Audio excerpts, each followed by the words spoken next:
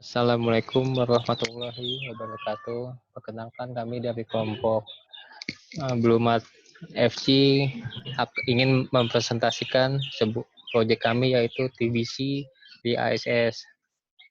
Di sini konten dari presentasi kami adalah penjelasan tentang judul, latar belakang, anggota tim dan tugas masing-masing, tools yang digunakan, metodologi yang digunakan, laporan pelaksanaan dan koordinasi anggota, dan hasil proyek kami.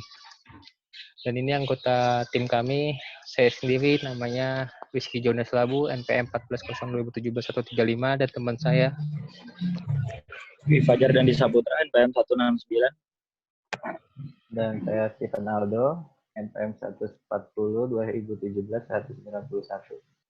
Oke, di sini sekilas tugas anggota tim kami, saya sendiri sebagai tim leader, dan teman saya dan Dwi Fajar dan Disaputra sebagai anggota, dan Stephen Aldo menjadi anggota. Dan perannya bisa dilihat sendiri. Selanjutnya untuk judul proyek kami adalah TBC DASS menggunakan metode Smart berbasis Android yang dapat membantu pasien atau pengguna untuk mengetahui tingkat resikonya terkena penyakit TBC. Proyek ini menggunakan data gejala-gejala yang berhubungan dengan TBC yang diambil dari sumber terpercaya dan kemudian akan ditanyakan kepada user melalui aplikasi tersebut. Setelah user memberikan feedback mengenai pertanyaan-pertanyaan tersebut, maka aplikasi akan secara otomatis menyimpan data tersebut dan menghitungnya menggunakan perhitungan dengan metode SMART untuk mengetahui hasil akhir pendeteksian resiko user terkena penyakit TBC. Latar belakang. Tuberkulosis atau TBC adalah penyakit menular yang disebabkan oleh bakteri berbentuk batang atau basil yang dikenal dengan nama Mycobacterium tuberkulosis yang pada umumnya menyerang jaringan paru, namun dapat pula menyerang organ lainnya dan merupakan salah satu penyakit infeksi yang prevalensinya paling tinggi di dunia.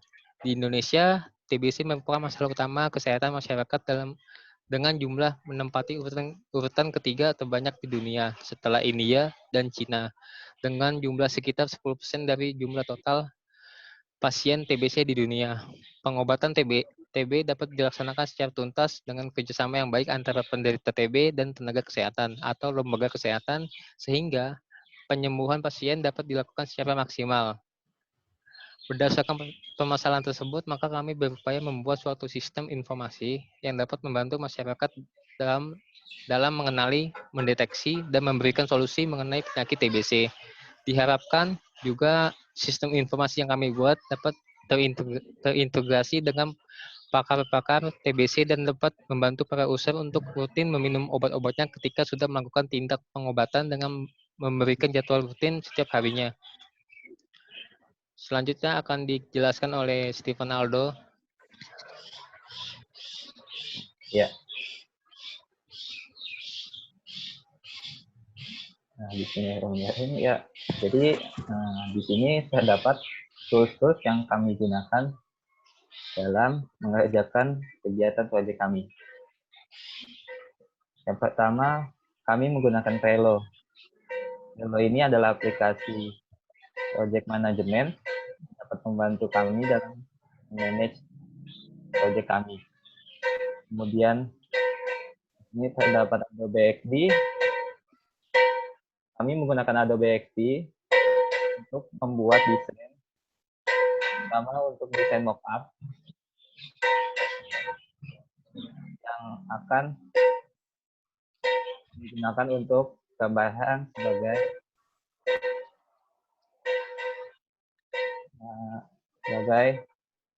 desain aplikasi kami. Kemudian Android Studio. Di sini kami menggunakan Android Studio karena kami ingin membuat aplikasi berbasis Android. Kemudian ada Microsoft Office. Di sini kami menggunakan Microsoft Office, terutama Microsoft Word, Microsoft PowerPoint. Dalam hal itu, kami menggunakannya untuk menuliskan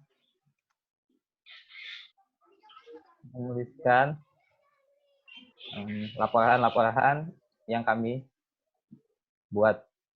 Lalu ada Google Play Store. Di sini apabila aplikasi kami sudah dibuat, maka akan kami luncurkan di Google Play Store untuk diunduh oleh para user. Kemudian ada tools-tools lainnya yang kami gunakan untuk aplikasi kami. Nah, di sini ada Trello. Jadi, Trello itu adalah sebuah aplikasi pembuatan daftar gaya Kanban atau kartu berbasis web yang merupakan anak perusahaan dari Atlassian. Awalnya dibuat oleh Fox Software pada tahun 2011, ia dibuat untuk membentuk basis perusahaan yang terpisah pada tahun 2014 dan kemudian dijual ke Atlassian pada tahun 2017 pada bulan Januari.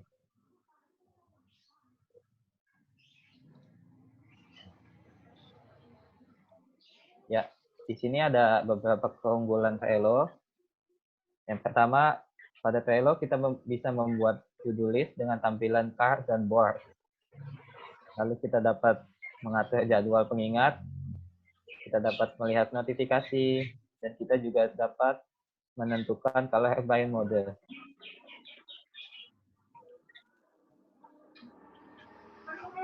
Lalu selanjutnya kita juga dapat menambahkan partisipan. Seperti yang kami buat, kami menambahkan partisipan kelompok kami.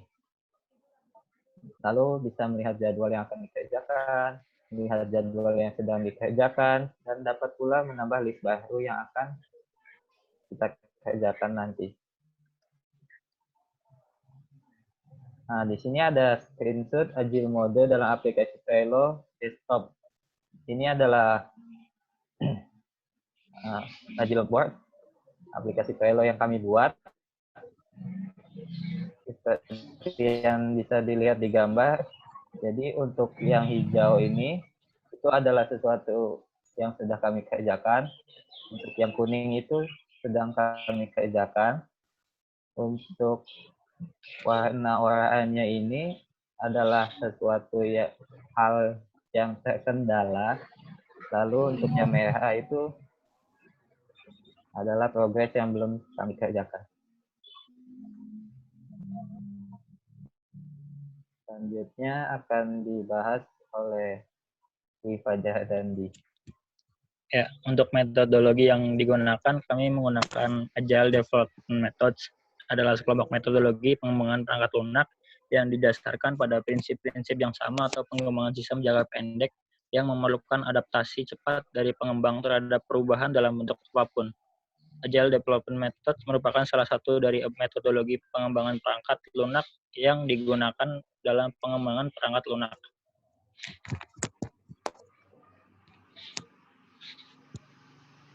Ada beberapa langkah dalam Agile Development Method, yaitu satu, perencanaan.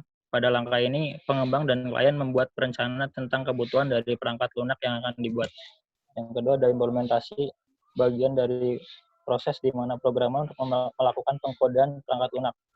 Ketiga, ada tes perangkat lunak. Di sini perangkat lunak yang telah dibuat dites oleh bagian kontrol kualitas agar bug yang ditemukan bisa segera diperbaiki dan kualitas perangkat lunak terjaga.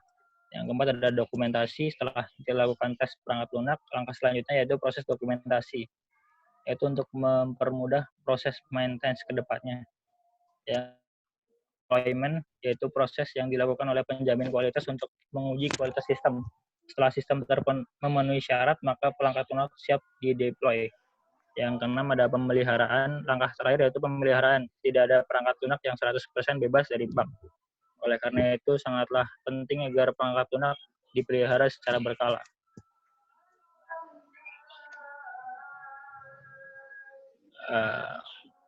Berikut beberapa keuntungan dari Agile Development.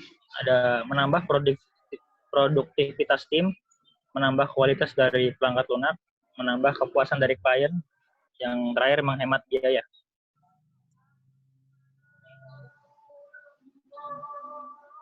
Arsitektur yang kita gunakan, sebelumnya arsitektur ada sekumpulan pernyataan yang menggambarkan komponen perangkat lunak dan fungsi-fungsi yang ada pada komponen tersebut.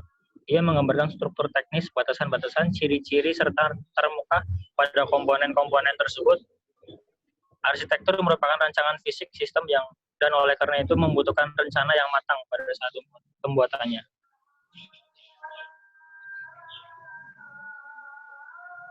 Untuk yang kami gunakan centralized data architecture. Pada sistem ini semua proses utama dalam fungsi sistem manajemen seperti basis data seperti user application program dan user interface program berada secara terpusat di satu komputer berkecepatan dan kapasitas tinggi. Pengguna mengakses basis data menggunakan terminal komputer. Pada arsitektur ini digunakan komputer mainframe yang menyediakan semua proses utama seperti fungsi pada DBMS. Bentuk arsitektur terpusat ini menggambarkan pengaksesan terminal-terminal komputer klien pada komputer server berupa display, informasi, dan kontrol saja. Karena pada terminal komputer tidak memungkinkan resource yang lebih. Next.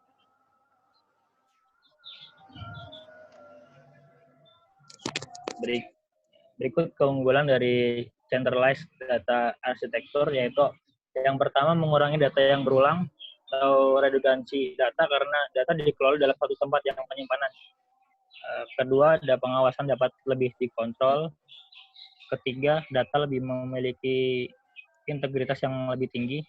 Keempat, data lebih konsisten dibandingkan arsitektur yang lain.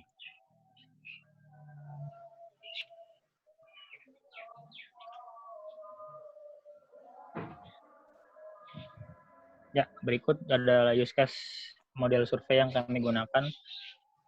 User menggunakan TBC untuk mendeteksi dan mendapat informasi, terus ada mengingat jadwal, kemudian user dapat berdiskusikan kepada dokter, dan dokter bisa mengasih solusi kepada user. Kemudian teknisi dapat memaintain sistem dan merepair sistem. Untuk deteksi sendiri, melakukan tes untuk melihat tingkat resiko user menderita penyakit tuberkulosis. Informasi sendiri mengenai tuberkulosis dan cara pencegahannya.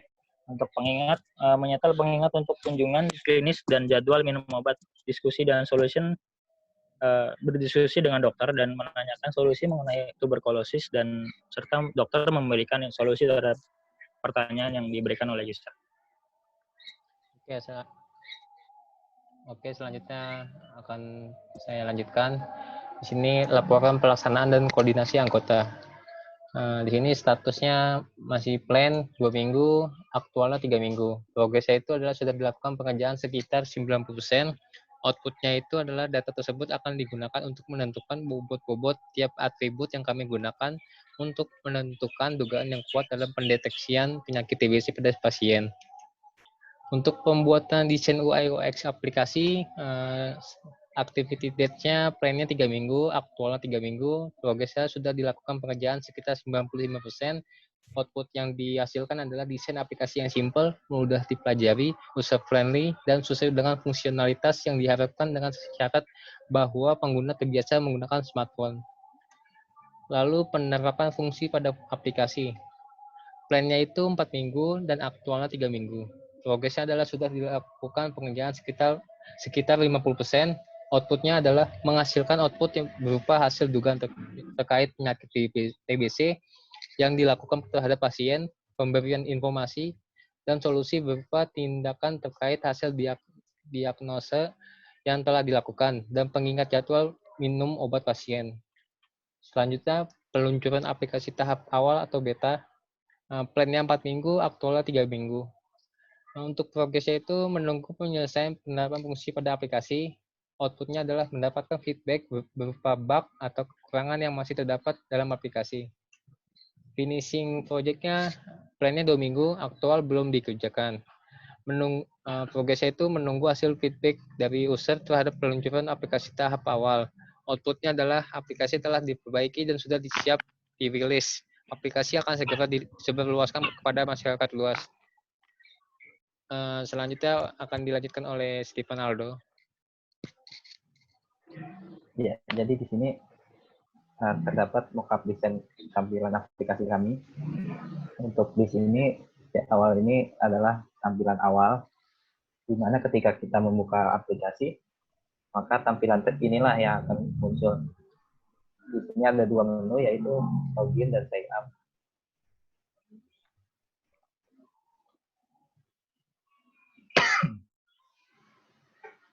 Nah, ini adalah menu sign up. Nah, di menu sign up ini sama seperti yang terlihat.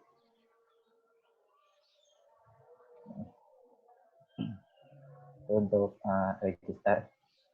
Lalu di sini ada sign in untuk masuk ke akun kita. Oke. Lalu di sini demi keamanan kami berencana untuk membuat verification code menggunakan OTP. Hal ini mencegah untuk penyalahgunaan, karena di sini juga terdapat rekam medik yang bisa dibilang rahasia. Next. Nah, di sini ada menu menu awal. Ketika kita sudah login, maka akan muncul home seperti ini. Di sini ada detection, solution, lalu ada information, dan ada about. Di sini kita bisa melihat foto kita, dan kita dapat masuk ke dalam profile apabila kita mengklik foto kita. Nah, di sini adalah menu detection. Ini adalah tampilan awalnya, dan apabila kita mengklik next, nanti dia akan menampilkan pertanyaan-pertanyaan yang akan diberikan kepada si user dan dijawab oleh si user, yang kemudian jawaban tersebut akan disimpan dan dikelola oleh aplikasi dan menampilkan suatu hasil berupa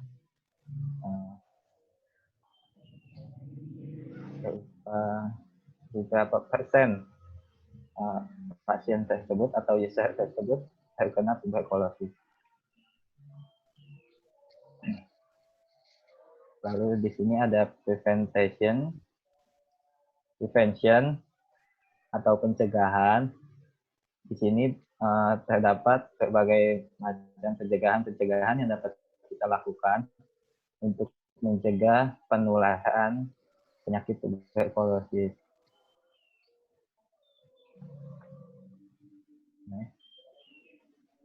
Lalu kami juga menampilkan di aplikasi kami dapat menampilkan kontak dokter, di mana yang pasien bisa berkonsultasi dan berdiskusi mengenai hal yang dia rasakan. Entah itu dia berupa gejala awal ataupun apabila dia sudah terkena tuberkulosis.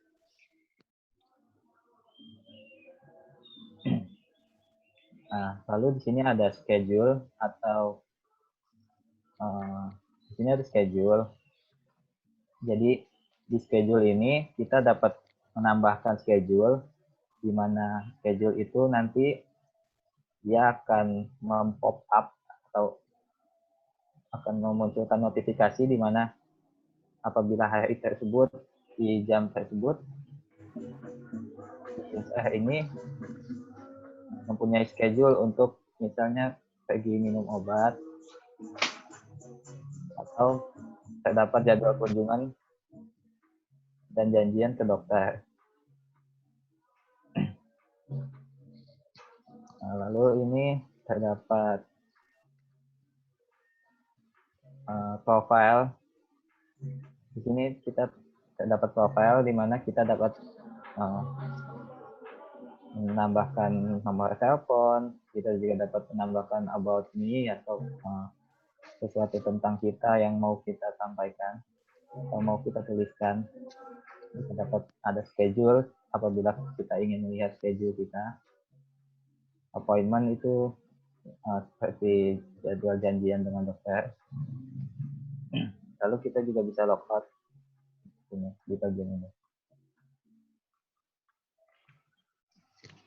Oke, sekian dari kelompok kami. Kurang lebihnya mohon maaf. Wassalamualaikum warahmatullahi wabarakatuh.